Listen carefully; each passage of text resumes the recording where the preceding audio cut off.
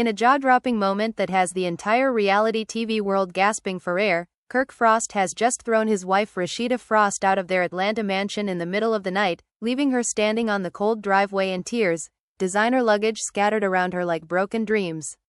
Sources say the explosive fight started over a single text message, but by the time the screaming stopped, Kirk was yelling, "This is my house, Rasheeda. Pack your sh*T and get out," while Rasheeda collapsed against the front door, sobbing so hard she could barely breathe.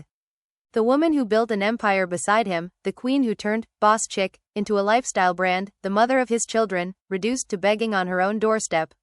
Neighbors heard the chaos. Cameras caught the flash of headlights as Rasheeda's car finally peeled away into the darkness, her face streaked with mascara, whispering through broken sobs, "After 20 years, he just threw me away."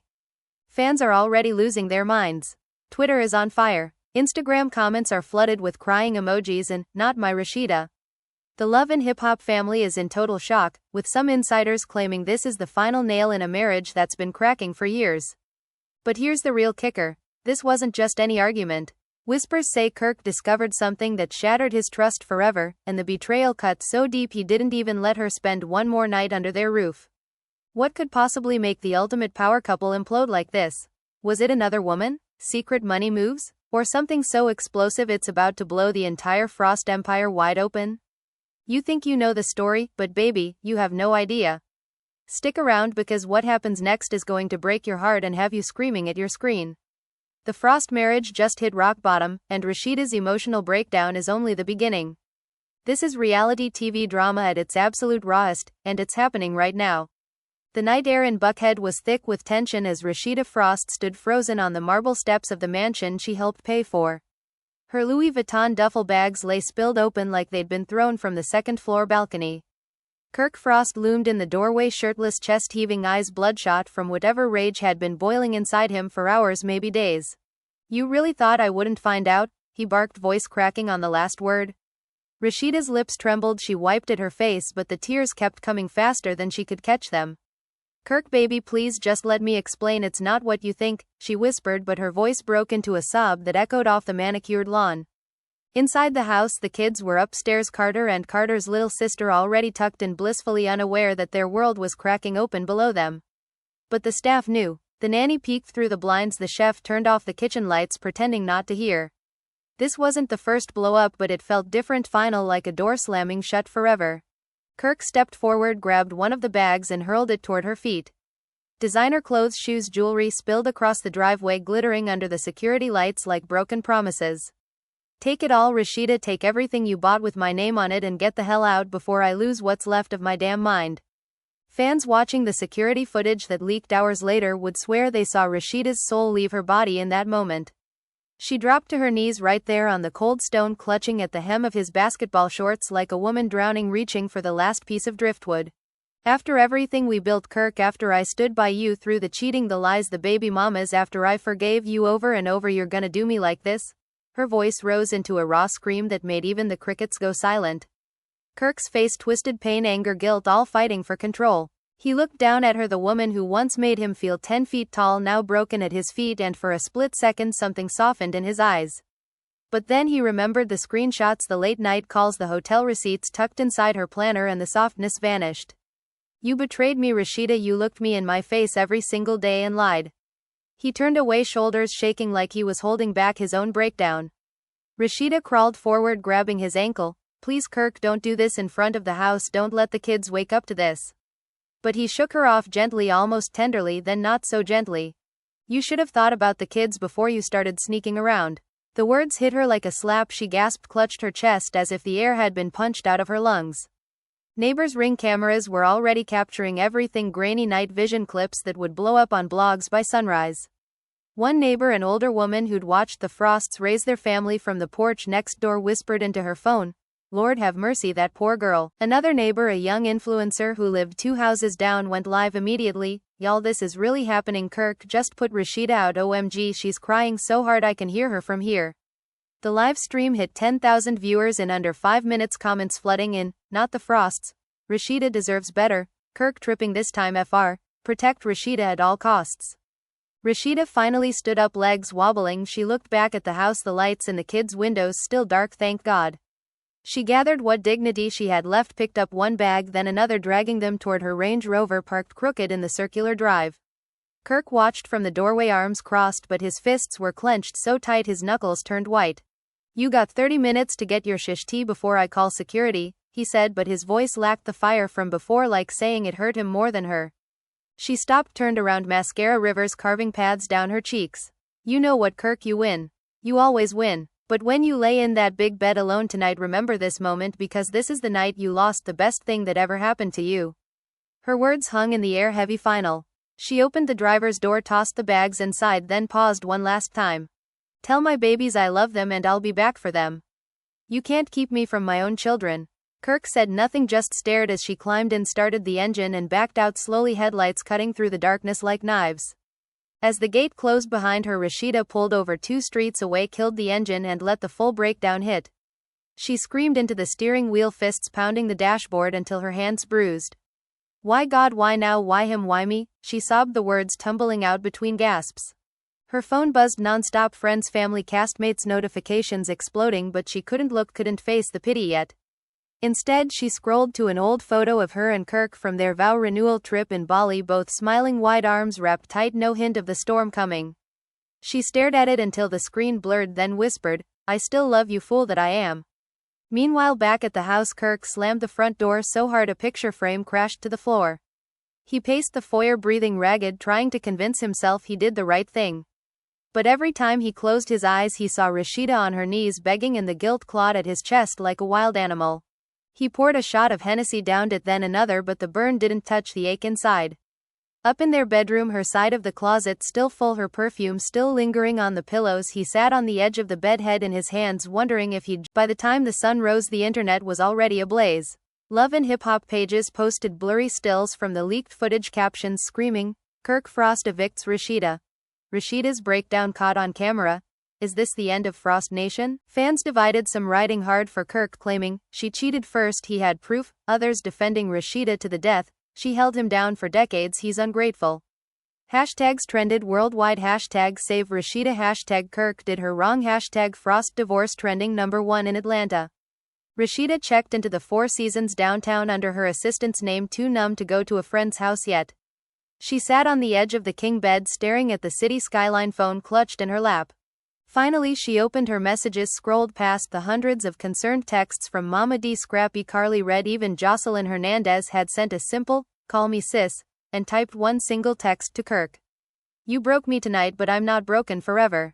Watch me rise." She hit send, then turned the phone face down, closed her eyes and let the tears fall again, quieter this time, more determined. Little did she know Kirk was staring at that same text back at the house, thumb hovering over the reply button, heart pounding, because deep down he wasn't sure he wanted her gone at all. The fight was over, but the war, the real war, was just beginning, and neither of them had any idea how ugly it was about to get. Rasheeda's Range Rover idled in the empty hotel parking garage, level B2, lights dimmed, engine humming low like it was trying to comfort her. She hadn't moved from the driver's seat in 20 minutes, just staring at the concrete wall ahead, replaying every second of the fight in her head on loop. The way Kirk's voice cracked when he said, "You betrayed me," the way his hand shook when he threw her favorite red-bottom heels onto the driveway, the way he wouldn't even look at her when she begged for one more chance to explain. Her phone lit up again, this time with a FaceTime from Mama D. Rasheeda hesitated, thumb hovering, then swiped to answer. Mama D's face filled the screen, concern etched deep into every line. "Baby girl, where you at? Scrappy just called me, said the blog's blowing up, talking about Kirk put you out like yesterday's trash. Tell me it ain't so." Rasheeda's lip quivered, fresh tears spilling. "It's so, Mama. He found some messages, some pictures from months ago with someone. It wasn't even physical, Mama, it was just talk, stupid emotional talk when things got bad at home, but he won't hear that. He just saw red." Mama D sucked her teeth, loud, dramatic. Lord Jesus, Kirk Frost always been hot-headed, but this? Throwing his wife out the house like common trash? Nah, baby, that boy done lost his ever-lovin' mind. You come to my house right now. I got the guest room ready, tea waitin' and my good slippers by the door. Rasheeda managed a weak laugh through the sobs. "I can't face nobody yet, Mama. Not even you. I need to breathe." Across town at the Frost Mansion, Kirk had retreated to the home studio basement, lights low, beats thumping through the speakers, but he wasn't creating nothing. He sat slumped in the leather chair, staring at the mixing board like it held answers. His phone buzzed non-stop, notifications from the blog's love and hip-hop page DM spilling tea faster than he could read. One headline screamed, Kirk Frost's brutal eviction of Rasheeda caught on ring cam, fans demand justice. Another, Rasheeda Frost spotted crying in Four Seasons lobby, is divorce next? He swiped them away but the images stuck. Rasheeda's tear-streaked face, neighbors' blurry footage, her dragging bags like she was leaving a war zone. Guilt hit him in waves but pride kept pushing it back. She did this, he muttered to the empty room. She made the choice to text that dude, laugh at his jokes, send heart emojis when I was right upstairs. Yet every time he tried to hold on to the anger, the memory of her on her knees pleading softened the edges until he felt sick with it. Upstairs, Carter stirred in his sleep, mumbled, "Mommy," then settled again. The nanny, Miss Tanya, sat outside the kids' doors like a sentinel, phone in hand, ready to block any noise from leaking downstairs. She'd worked for the Frosts 8 years, seen the ups, the downs, the makeup sex loud enough to rattle the chandeliers, the blow-ups that shook the foundation. This one felt terminal. She texted her sister, "Pray for them, Chili, this ain't blowing over easy." Back in the studio, Kirk's phone rang. It was Scrappy, his day one brother from the jump. He answered on the third ring, voice rough. "What, Scrappy?" Scrappy didn't waste time. "Bruh, you really put Rasheeda out? In the middle of the night? With the kids upstairs? Man, what the hell you thinkin'?" Kirk rubbed his face hard. "She was messin' around, Scrappy. Emotional affair, whatever you wanna call it. Receipts don't lie." Scrappy blew out a breath. "I ain't sayin' she right, but damn bro, you couldn't talk it out in the mornin'? You had to go full nuclear? Now the whole internet rippin' you apart, callin' you every name but a child of God." Kirk snapped back, "They don't know what I've been dealin' with.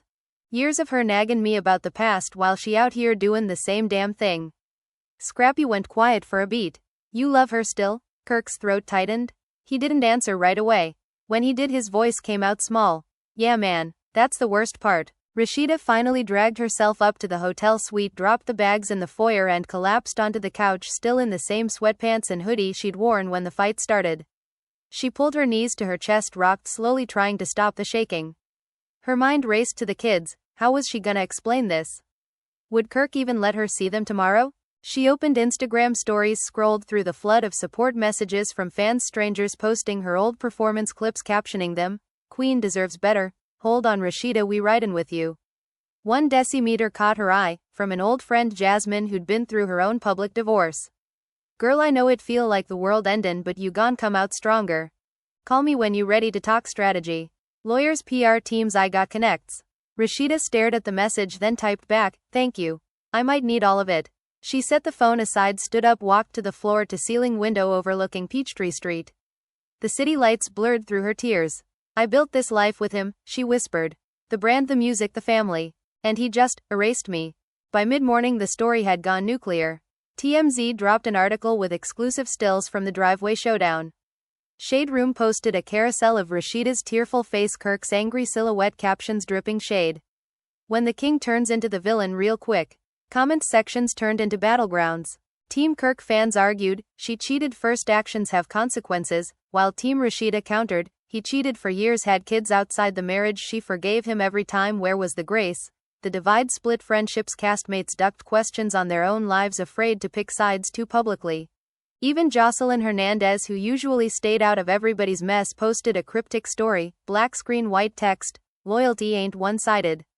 Protect your queens." Fans lost it, speculating she was shading Kirk. Rasheeda's phone rang again, this time her lawyer Marcus. "Rasheeda, I need you to come in today. We gotta talk protective orders, visitation rights, division of assets before he freezes anything." Her stomach dropped. "Assets? Marcus, we not there yet." He sighed. "Baby girl, from what I'm seeing on the blogs, he already lawyered up. Kirk hired the same shark that repped Future in his last divorce. They movin' fast. You need to move faster." She hung up, feeling the room spin. This wasn't just a fight anymore, this was war, and the battlefield was their entire life. The restaurants, the clothing line, the music catalog, the house, the cars, even the kids' trust funds. She texted her assistant, "Clear my schedule. Book a meeting with Marcus.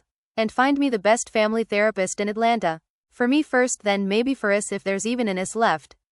Meanwhile, Kirk had finally left the studio, emerged into daylight looking like he hadn't slept in years. He checked on the kids, Carter running up, hugging his legs. "Where mommy?" the little boy asked, innocent eyes wide. Kirk knelt down, forced a smile. "Mommy had to go handle some business, baby. She'll be back soon, okay?" Carter frowned but nodded, trusting his dad completely. The lie tasted like acid in Kirk's mouth. He carried his daughter to the kitchen, made pancakes the way Rasheeda always did, extra chocolate chips shaped like hearts. Every flip of the spatula reminded him of Sunday mornings when Rasheeda would dance around the island singing off-key while the kids laughed. Now the kitchen felt too big, too quiet. His phone buzzed. Text from Rasheeda. I want to see my babies today. Don't make this ugly. He stared at the words, thumb hovering. Part of him wanted to say, come home, let's fix this. The other part, the hurt part, typed back, you can see them at 3. Neutral spot. No cameras, no drama. He hit send, then immediately regretted the coldness but didn't take it back. Rasheeda read the reply, felt a fresh stab of pain but nodded to herself. Okay, she whispered. Neutral ground it is. She showered, changed into something simple, jeans, white tee, oversized sunnies to hide the puffiness. She practiced in the mirror what she'd say to the kids. Mommy and Daddy are working through some grown-up stuff, but we both love you so much. She wouldn't cry in front of them, wouldn't let them see her broken. Not yet. As she left the hotel, paparazzi were already camped outside, flashes popping, questions shouted. Rasheeda, is it true Kirk cheated first? Are you filing for divorce? She kept her head high, walked straight to the car, lips pressed tight. Inside she let out a shaky breath. They smell blood, she muttered. But I ain't bleedin' out today. The meetup was set for a private park pavilion in Midtown, away from the main paths. Rasheeda arrived first, sat on a bench, knees bouncing. When Kirk pulled up with the kids, her heart lurched. Carter spotted her first, screamed, Mommy, and took off running. She dropped to her knees, arms open, caught him mid-jump, buried her face in his little neck, inhaling the baby shampoo smell that always calmed her. Her daughter toddled behind Kirk, carrying her in one arm. Rasheeda stood, took the baby, kissed her chubby cheeks, whispered, Hi princess, Mommy missed you. Kirk stood back, arms crossed, sunglasses on, hiding whatever was in his eyes. The kids chattered about school, about the pancakes, about missing her bedtime stories. Rasheeda listened, nodded, smiled through the ache in her chest. After 30 minutes, Kirk cleared his throat. Time's up. Rasheeda's face fell, but she hugged them tighter. I'll see y'all soon, okay? Mommy loves you to the moon and back. Carter clung to her leg. Don't go, Mommy. She looked up at Kirk, pleading silently. He looked away, jaw tight. Come on, kids. He scooped them up, walked back to the car without another word. Rasheeda watched them drive away until the SUV disappeared around the curve, then sank back onto the bench and let the sobs come hard and ugly. A jogger slowed, stared, then kept going, pretending not to see. She didn't care. The pain was too big to hide anymore. Back in the car, she pulled out her phone, opened notes, and started typing lyrics, raw, unfiltered. You built me up just to watch me fall, said forever, then you changed the call, 20 years down the drain in one night, but I'm still standin' ready for the fight. She saved it, titled it, Resurrection. Because that's what this had to be. Not an ending, a beginning, even if it killed her. Rasheeda drove away from the park pavilion with her hands gripping the steering wheel so tight her knuckles ached white. The kids' little voices still echoed in her ears. Don't go, Mommy, over and over like a broken record she couldn't turn off. She pulled into a quiet side street, killed the engine, and just sat there, forehead pressed to the cool leather, letting the sobs rip through her again, harder this time because seeing them made the loss feel real, not just some nightmare she could wake up from. Her phone buzzed, a text from her PR manager, Lena. We need to get ahead of this, Rasheeda. People are saying you're hiding, call me. Rasheeda ignored it, swiped to her notes app instead, and kept typing, those raw lyrics pouring out faster than she could process. You took my heart, threw it in the dirt, now I'm picking up pieces, piece by piece, hurt, but every scar gone, turned to gold, watch me work, resurrection season, baby, this my rebirth. She saved it, felt a tiny spark ignite somewhere deep inside, the place where her boss chick energy used to live, untouched by doubt. She wasn't ready to fight Kirk in public yet, but she was ready to stop crumbling in private. Back at the mansion, Kirk had the kids settled in the playroom, cartoons blasting to drown out the silence that felt louder than any argument. He stood in the kitchen staring at the fridge covered in family photos, Rasheeda's smile beaming from every frame, their wedding, their first home, the births, the vacations, the red carpets where they posed like untouchable royalty. He reached out, touched one picture, fingertips lingering on her face, then pulled back like it burned. His phone rang. Mama D, this time no pleasantries. Kirk Frost, you listen to me and listen good. I raised you better than this. Throwing a woman out her own house? The mother of your babies? Boy, you done lost what little sense God gave you. Kirk sighed, rubbed his temple. Mama, she was talking to another man, sendin' pictures, laughin' at his jokes when I was right there tryin' to fix us. Mama D didn't miss a beat. And how many times she caught you doing worse? How many side chicks, how many babies, how many apologies she swallowed just to keep this family together? You think pain only goes one way? You think hurt got a gender? Fix this, Kirk, before you lose everything worth havin'. He hung up throat tight because Mama D never sugar-coated and she never lied. The truth sat heavy in his gut like lead. By evening the blogs had escalated, TMZ dropping. Exclusive sources say Rasheeda Frost planning to file for divorce within days, with a grainy photo of her leaving the lawyer's office, head down, oversized shades, doing nothing to hide the redness around her eyes. The Shade Room followed up with a poll, Team Kirk or Team Rasheeda, results pouring in. 68% Team Rasheeda, comments flooded. He had his turn, she forgave, now he can't handle one mistake, she carried that man through everything, ungrateful. Kirk scrolled through it all alone in the dark theater room, volume muted on some old Love and Hip Hop rerun, just watching the silent drama unfold like it was someone else's life. He texted Scrappy, they say and she finna file. That true? Scrappy replied quick, IDK bruh, but she hurt bad. You better talk to her before lawyers do the talkin'. Kirk stared at the message, then at the empty spot on the couch where Rasheeda used to curl up against him during movie nights. He typed, tell her I want to meet. Tomorrow. No kids, no cameras, just us. Scrappy sent back, I'll try but she ain't answerin' nobody right now. Rasheeda had checked into a different hotel, this one farther out, low-key, no paparazzi swarm yet. She sat cross-legged on the bed, laptop open, finalizing a statement with Lena. I won't drag my children through the mud, she dictated, voice steady for the first time all day. This is a private matter between me and my husband. I ask for respect and space while we figure out what's next for our family. Lena read it back, added softer language, then hit send to the major outlets. Within minutes it was everywhere. Rasheeda Frost breaks silence amid explosive split.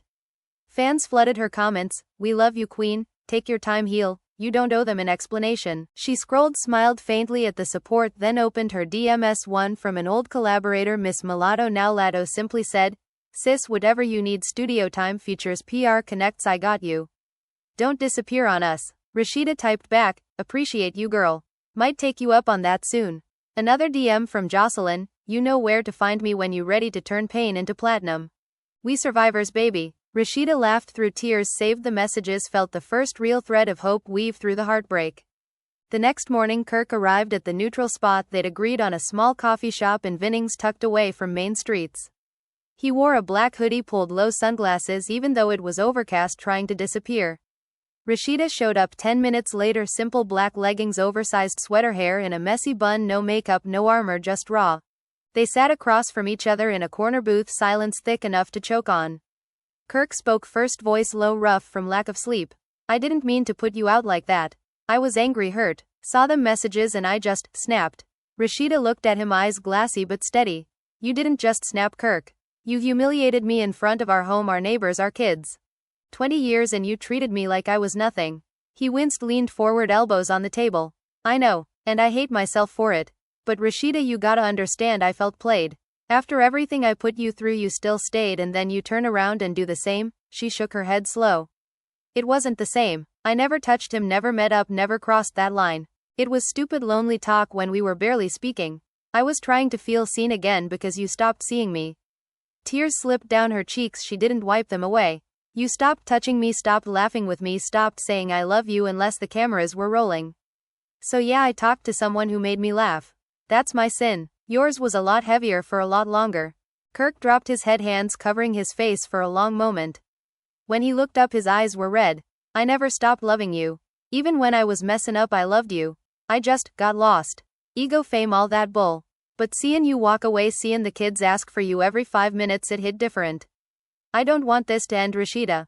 Not like this. She studied him, searching for the man she fell for back in the day, the one who chased her dreams as hard as his own. Words, Kirk. I need more than words. I need therapy, real therapy, not just one session for the show. I need you to own your part without blaming me for mine.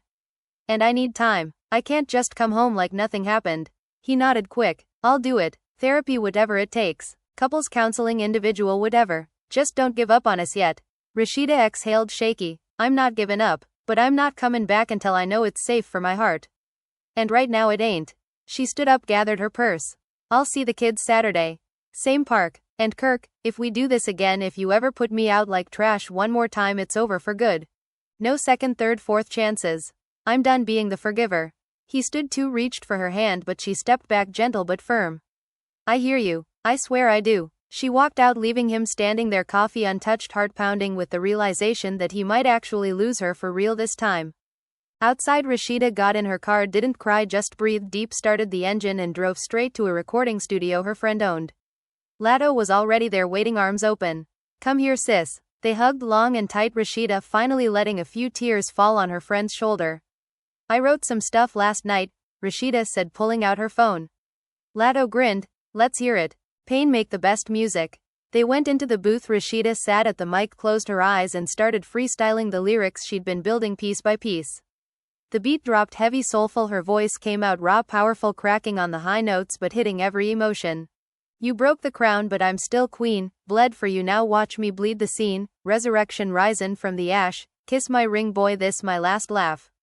Lado whooped from the control room. "That's it. That's the one." They worked for hours, layering vocals, adding harmonies, turning heartbreak into art. By the time they rapped, Rasheeda felt lighter, not healed but lighter, like she'd taken the first real step toward owning her story instead of letting it own her. Meanwhile, Kirk went home, sat the kids down, explained in the gentlest way he could, "Mommy and Daddy are working on some things but we both love you more than anything and we're gonna fix it, okay?" Carter nodded solemnly, his daughter just hugged his neck tight. He read them stories, put them to bed, then went back to the studio downstairs, opened a blank project and started beating out something slow, moody, introspective. He rapped low into the mic. "I pushed away the one who held me down, now the silence screamin' loud, king without a queen, just a clown, trying to rebuild what I tore to the ground." He saved it, titled it, "Regret," played it back once, felt the weight of every bar. He texted Rasheeda a simple, "Thank you for today. I meant what I said." She didn't reply right away, but 3 hours later, when he was almost asleep, his phone lit up. "We'll see." 2 words, but they felt like a door cracked open just enough to let light in. The next few days blurred into a strange limbo. Rasheeda stayed at the hotel, worked on music, met with her lawyer to protect her assets but didn't file yet. Kirk went to his first solo therapy session, sat in the chair, awkward at first, then started talking real talk about the ego, the fear of losing control, the way fame twisted love into possession. The therapist listened, nodded, said, "You're here, that's step 1. Now do the work." He left feeling raw but strangely hopeful. Fans watched every move, blogs dissected every sighting. Rasheeda at a nail salon looking calm, Kirk spotted at Whole Foods buying the kids' favorite snacks. Speculation ran wild. Are they reconciling? Is she really leaving Frost Nation on life support? But neither confirmed nor denied, just lived in the quiet tension of maybe. Saturday came, the park meet up again, this time less strained. Rasheeda brought snacks, homemade cookies, the way the kids liked them. They played tag, laughed, ran around the grass for an hour. When it was time to go, Carter hugged her extra tight. "Come home, Mommy." She looked at Kirk over his head. Kirk swallowed hard, knelt down. "Mommy's got her own space right now, buddy, but she's always gonna be here for you. We're figuring it out together, okay?" Rasheeda's eyes met Kirk's, something unspoken passed between them, gratitude, maybe forgiveness, not full yet but starting. She kissed the kids goodbye, walked to her car but paused, turned back. "Kirk, call me later. We can talk about next steps." He nodded slow, "I will." She drove off, heart still bruised but beating steadier. That night Kirk called. They talked for 2 hours, no yelling, no accusations, just real conversation about hurts, fears, hopes. She admitted she missed him, he admitted he was scared. They agreed to weekly therapy sessions together starting next week. No promises of moving back in yet, but a plan, a tiny fragile plan. Rasheeda hung up, stared at the ceiling, whispered, "Maybe we ain't dead yet." Across town Kirk did the same, smiled for the first time in days. The drama wasn't over, the wounds weren't healed, but the story wasn't finished either. And for the first time since that awful night, both of them felt like maybe, just maybe, they could write a different ending. Rasheeda hung up the phone after that 2-hour talk with Kirk, feeling like she'd run a marathon, emotionally, her chest still tight but the air a little easier to breathe. She lay back on the hotel bed, staring at the ceiling fan spinning slow, lazy circles, wondering if this fragile truce they'd just built could hold, or if it was just another illusion like so many they'd had before. She didn't sleep much that night, mind racing between hope and fear, replaying his voice when he said, "I'm scared too." The crack in it so genuine it almost hurt to hear. By morning she'd decided one thing for sure, she wasn't rushing back, no matter how much her heart tugged toward the mansion, toward the kids, toward the life she still loved underneath all the pain. She texted her assistant, "Set up a meeting with the label tomorrow. I got new music and I need to move fast." Then she called Lado, "Girl, I need another session. That track we started? It's speaking to me. Let's finish it." Lado hit back, immediate, "Bet. Studio it too. Bring that fire." At the studio, the beat dropped heavier, this time layered with strings that sounded like heartbreak and triumph all at once. Rasheeda stepped to the mic, eyes closed, hands loose at her sides, and let it pour. You said forever, then you changed the weather, left me standin' in the rain, no umbrella, but I learned to dance in the storm, no shelter, now watch me glow up, queen forever. Her voice cracked on, forever, but she pushed through, turned the pain into power. Latto nodding hard from the booth, thumbs up, yelling, yes ma'am, that's the one. They layered ad-libs, echoes, harmonies until the track felt alive, breathing on its own. When they rapped, Rasheeda sat in the chair, wiped sweat from her brow, and said, quiet, this ain't just a song. This my testimony. Latto hugged her tight, and the world gone, feel every word. Drop it, independent first, let the streets decide, then we shop the album. Rasheeda nodded, slow, a real smile breaking through for the first time in days. Yeah, let the streets decide. Meanwhile, Kirk kept his word, went to the first couples therapy session alone since Rasheeda wasn't ready to sit in a room with him yet. The therapist, a calm older woman named Dr. Ellis, listened as he spilled everything, the cheating, the ego, the way he'd weaponized his hurt instead of talking it out. I thought if I hurt her back it'd balance the scales, he admitted, voice low, but it just made everything heavier. Dr. Ellis nodded. Pain isn't a scale, Kirk, it's a wound. And wounds don't heal by making more of them. What do you want now? Truly. He stared at his hands. I want my family back. I want her to look at me without flinchin'. I want the kids to stop askin' why mommy ain't home. She leaned forward, then show up different. Not with grand gestures, with consistency. Small promises kept every day. He left with homework, journaling his triggers, texting Rasheeda one honest sentence every night, no pressure, no begging, just truth. That night he sent, today I realized I still wear the cologne you picked out for me even though it reminds me of you. Miss your laugh more than anything. She read it, didn't reply, but saved the message in a folder she'd started called, Proof He's Trying. The kids felt the shift too. Carter started drawing pictures of the whole family together again, stick figures holding hands under a big yellow sun. His little sister carried her favorite stuffed bear everywhere, whispering to it, Mommy comin' home soon. Kirk framed the drawings, hung them in the hallway right next to the old wedding photo he hadn't taken down. Every time he passed it he paused, touched the frame like a prayer. The nanny, Miss Tanya, noticed, whispered to him one evening, Mr. Frost, you doin' better. Keep goin'. He nodded, grateful for the small encouragement because the blogs weren't kind, still running. Frost divorce watch, articles speculating on who'd get what house, who'd keep the cars, who'd win custody. Fans picked sides harder, some unfollowing Kirk in droves, others demeaning Rasheeda daily. Don't go back, queen, he don't deserve you. She read them all, heart aching because part of her agreed but another part, the part that remembered good nights, long talks, inside jokes, whispered, maybe he does if he changes. 2 weeks later Rasheeda agreed to another in-person talk, this time at a quiet rooftop restaurant downtown, private table, city lights twinkling below like stars fallen to earth. She wore a simple black dress, hair curled soft, no armor but no weakness either. Kirk showed up in a button-down jeans, clean shave, looking like he'd actually slept for once. They ordered water, no alcohol, no distractions. He started, I went to therapy twice this week. Solo. Started readin' that book you always said I should, the one about emotional intelligence. She raised an eyebrow, and he exhaled, and it hurt readin' how I been showin' up. I was defensive, selfish, scared of losin' control.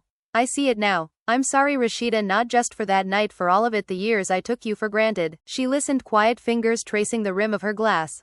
Sorry is a start, Kirk, but I need to see change, not hear it. The kids ask me every time I see them when I'm comin' home. That breaks me more than anything. He reached across the table, slow palm up. She didn't take his hand but didn't pull away either. Let me come to the next park day. Not to take them, just to be there with you. Family time, no pressure. She studied him, searched for lies, found only earnestness. Okay, but if it feels off I'm leavin' with the kids and you respect it. He nodded quick, I will. Saturday came, sunny, crisp fall air, perfect for the park. Rasheeda arrived first, spread a blanket, snacks, toys. The kids ran straight to her, squealing. Kirk pulled up 10 minutes later, hung back at first, letting her have the moment, then walked over, slow, hands in pockets. Carter spotted him, yelled, Daddy, ran and jumped into his arms. The little girl toddled behind, giggling. Rasheeda watched, heart in her throat, as Kirk knelt down, hugged them both, kissed their heads, then looked up at her. Hey. She nodded, hey. They spent the afternoon together, not as a couple exactly, but as parents, tag teaming games, pushing swings, taking pictures, laughing when Carter did his silly dance. At one point their hands brushed, reaching for the same toy. They both froze, then smiled, small, tentative. When the sun dipped low, Rasheeda packed up, looked at Kirk. You did good today. He smiled, real this time. Thanks for letting me be here. She hesitated, then said, maybe next time we do dinner. All four of us. Neutral spot. His eyes lit up. I'd like that. A lot. She nodded, got the kids in the car, drove off, but glanced in the rearview, saw him still standing there watching them go with a look that said he wasn't giving up. That dinner happened a week later at a family-style Italian spot, private room, kids menu, crayons on the table. Carter colored a picture of them all at the Eiffel Tower. "'Cause we goin' back one day, right, mommy?" Rasheeda laughed. "Maybe, baby." Kirk ordered her favorite pasta, didn't push, didn't flirt, just listened when she talked about the new music, the label interest, the fear of dropping something so personal. "I'm proud of you," he said, quiet, "always have been." She looked at him surprised because he hadn't said it in years, not like that. "Thank you." The kids chattered through dessert, fell asleep in the car on the way back. At the drop-off, Kirk helped transfer them to her SUV, then stood by the door. "Rasheeda, can I ask something?" She nodded, wary. "When you ready, would you come see the house? Not to stay, just to see the kids' rooms, the changes I made. I turned your office into a little studio space for you. Soundproof mics, everything." Her breath caught. "You did that?" He shrugged. "Wanted you to have a place if you ever wanted to create there again. No strings." Tears pricked her eyes, she blinked them back. "I'll think about it." He stepped back. "That's all I ask." Days turned to weeks, therapy sessions stacked up, honest talks, raw moments, small victories. Rasheeda dropped the single, Resurrection, independent, no big label push, just her Instagram announcement, "This for every woman who got knocked down but got back up." Out now. It exploded, streams pouring in, fans screaming in the comments, "This is her hardest bar ever." Kirk really fumbled, but also, "Hope y'all work it out, this song hit different if it's real." The track charted, climbed fast, interviews, requests poured in, she did a few, kept it vague. "I'm healing, writing, living, focusing on me and my babies." Kirk listened to it alone in the studio, head in hands, tears falling because every line felt aimed at him, but instead of anger he felt gratitude that she was turning pain into something beautiful. One evening after a good therapy session, Rasheeda drove to the mansion, first time since that night, heart hammering. Kirk met her at the door, no grand gesture, just open arms and quiet, "Welcome home, even if it's just for tonight." She stepped inside, smelled the familiar mix of his cologne, kids' shampoo, her old candles still burning. The kids were asleep, but their rooms glowed with nightlights, drawings taped everywhere. She walked into what used to be her office, now a mini studio, turntable, keyboard, mic stand, velvet chair, everything she loved. She ran her fingers over the keys, played a soft chord, felt something loosen in her chest. Kirk stood in the doorway watching, silent. She turned. "This is, wow." He smiled soft. "Told you." They sat on the couch, talked till 3 in the morning, no fighting, just remembering, laughing, crying a little. When she got up to leave, he walked her to the door. "You can come back anytime. Door's always open." She paused on the step, looked back. "Maybe tomorrow. For breakfast." His face lit up like Christmas morning. "I'll make pancakes. Heart-shaped." She laughed, got in her car, drove off, but this time the rearview showed lights still on in the house waiting. Weeks later, Rasheeda moved some things back, not everything, not yet, but enough clothes for the kids, toys, her favorite pillows. They started family nights, movie marathons, board games, slow rebuilding. Arguments still happened, triggers flared, but they paused, breathed, talked it through like Dr. Ellis taught. The kids stopped asking, "When mommy comin' home?" because she was there more and more. Rasheeda kept creating, dropped another single, Crown, back on, even harder, fans went wild. Kirk featured on a remix, unprompted, just a verse owning his mistakes. "I dimmed your light but you shined anyway." King learned his lesson, now he pray every day. The collab trended #1, streams skyrocketed, love and hip-hop blogs finally shifting, Frost Nation rising from the ashes. It wasn't perfect, scars remained, trust rebuilt brick by brick, but the love, the real love underneath all the mess, started shining through again. Rasheeda looked at Kirk one night, kids asleep, couch tangled together, whispered, "We almost lost this." He kissed her forehead, "But we didn't. And I ain't ever talkin' it for granted again." She smiled, rested her head on his chest, listened to his heartbeat, steady, strong. Outside Atlanta, lights twinkled, the city that watched them fall now watching them rise. The drama wasn't over, life never is, but for the first time in a long time they faced it together, not as enemies, not as victims, but as partners who'd learned the hard way what forever really costs. And somewhere in the city, fans still argued, blogs still speculated, but Rasheeda and Kirk didn't care anymore because they'd found their way back to each other, one painful, honest step at a time. Resurrection wasn't just a song, it was them. Rasheeda woke up the next morning in her own bed for the first time in months, sunlight filtering through the sheer curtains she used to love, the ones Kirk always said made the room look like a dream. She stretched slow, careful, like she was testing if the happiness would break if she moved too fast. The kids were already up, giggling in the hallway, Carter's voice loud. Mommy's home, mommy's home. She smiled, heart swelling, pushed the covers back, slipped into her robe and opened the door. They barreled into her legs, hugging tight, faces pressed against her thighs. She dropped down, scooped them both up, kissed their cheeks over and over, breathing in the baby lotion and syrup smell that meant home more than any address ever could. Kirk appeared in the doorway, spatula in hand, apron tied crooked, grin sheepish. Breakfast's almost ready, heart-shaped pancakes as promised. She looked at him, really looked past the hurt, past the scars, and saw the man who'd fought to get here, who'd sat in therapy chairs, who'd learned to say sorry without excuses. Thank you, she said, soft, and meant it. Breakfast was chaos, the good kind, syrup everywhere, crayons rolling off the table, Carter telling wild stories about school, his sister smearing blueberries on her tray like finger paint. Rasheeda fed her bites, laughed when Kirk pretended to steal a pancake and got chased around the island by two screaming toddlers. It felt normal, almost too normal, like the nightmare had been someone else's life, but every so often their eyes met across the table and something unspoken passed, gratitude, relief, fragile hope. They cleaned up together, no words needed, just rhythm, the way they used to move in sync. She washed, he dried, kids playing in the next room. She bumped his hip, playful. You still leave streaks on the plates. He bumped back. You still use too much soap. They both laughed, quiet, real laughter that hadn't existed in years. When the kitchen sparkled, she turned to him. I'm not saying everything's fixed, but I'm here, I'm staying for now. He nodded, throat working. That's more than I deserve. She touched his arm light. Maybe we both deserve a chance to do better. The weeks that followed were a careful dance. They scheduled date nights, not big flashy ones, quiet dinners at home or walks in the neighborhood, hand in hand. When the kids were with the nanny, they talked late into the night on the couch, her head on his shoulder, his arm around her waist. Sometimes they cried, sometimes they argued, but they always finished with, I hear you, or, I'm sorry I hurt you. Therapy became non-negotiable. Wednesdays at Dr. Ellis's office, they sat side by side, no longer on opposite ends of the couch. She spoke about feeling invisible, he spoke about fear of abandonment. They learned each other again like strangers who used to know everything. The kids thrived. Carter stopped clinging so tight his sister started sleeping through the night without nightmares about mommy leaving. Miss Tanya cried happy tears one afternoon. Y'all made it back, I knew you would. Rasheeda's music kept pouring out, Crown back on remix with Kirk hit streaming records. Fans went crazy in the comments. They really did that power couple redemption arc.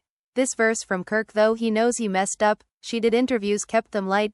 I'm focused on healing, creating, loving my family. The music is just what comes out when I sit still long enough. But behind the scenes she was building something bigger, an EP titled After the Storm. 6 tracks, raw, unfiltered stories of betrayal, forgiveness, rising stronger. Lato executive produced 2 tracks, Scrappy sent beats, Mama D wrote a spoken word intro that made Rasheeda sob in the booth. To my daughter who carried the world on her back and still stood tall. The label offered a deal bigger than before, but she negotiated hard. I want creative control, masters in my name, no strings. They agreed fast because the buzz was undeniable. She was trending without trying.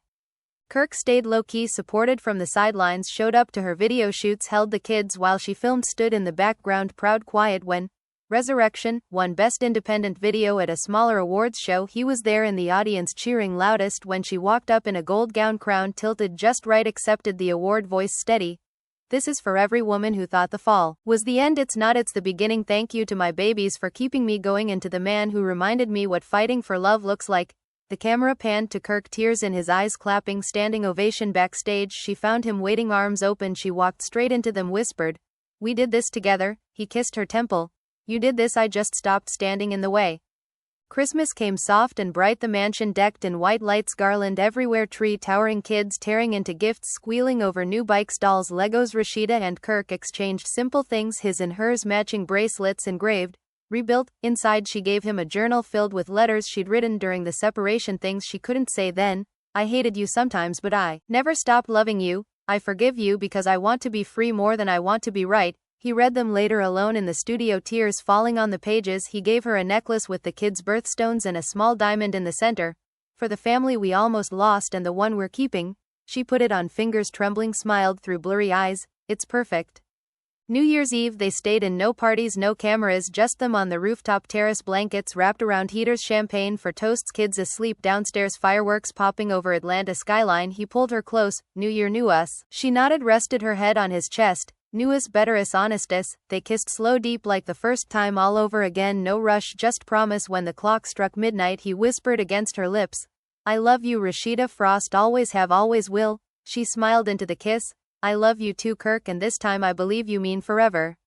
Spring brought renewal. Rasheeda's EP dropped to massive acclaim, critics calling it her most vulnerable work yet.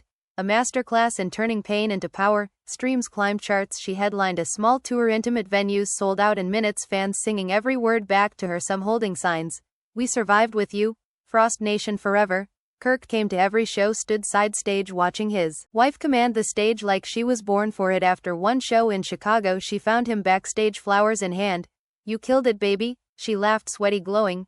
You say that every night. He grinned, because it's true. They drove back to the hotel together, kids already asleep in the sweet family time, baths, stories, cuddles until quiet settled. She slipped into bed beside him, his arm around her waist, her back to his chest. They fit like puzzle pieces, finally clicked into place.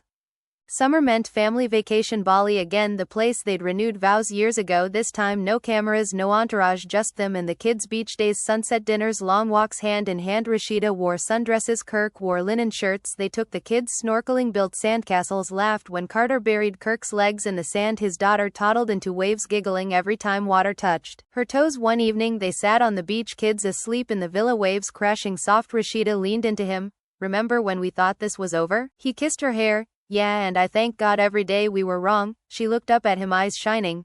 We almost weren't though, we almost let pride win. He nodded, serious. Never again, I swear on everything. She smiled. Good, because I'm not going anywhere and neither are you.